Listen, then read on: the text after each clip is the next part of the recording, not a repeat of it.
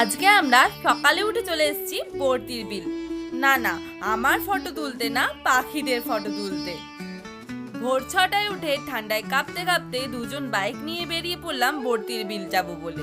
বর্তির বিল হলো বারাসাত ব্যারাকপুর রোডে নীলগঞ্জ থেকে একটু ভেতরে।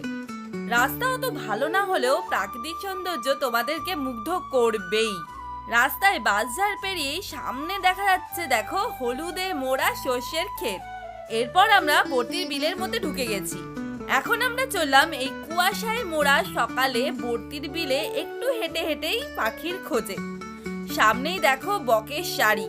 এত সুন্দর এই দৃশ্য ভাষায় বলাই যায় না। এখন দেখো যেটা এসেছে লম্বা ঠ্যাং বিশিষ্ট শামুক খোল। এর ইংলিশ নাম স্ক্রিনে দেওয়া আছে, একটু দেখে নিও। এরপর দেখো লাফিয়ে লাফিয়ে চলছে গোশালিক।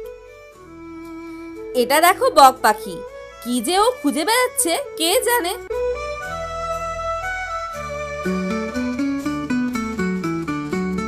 আর এই ছোট্ট পাখিটা যেটা দেখছো এর নাম লরিয়তি।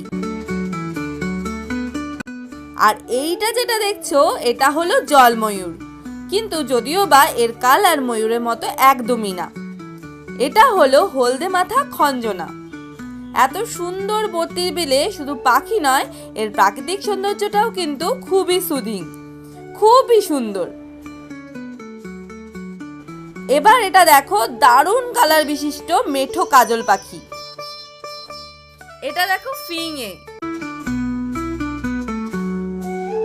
আর এটা হলো দূরে বসে থাকা মেঠো আবাবিল। এটা হলো জলের মধ্যে শুধু ঠোঁট দিয়ে খুঁজে বেড়ানো জলপিপি। কি সুন্দর এর কালারটা দেখো, পুরো ময়ূরের কালারের মতো।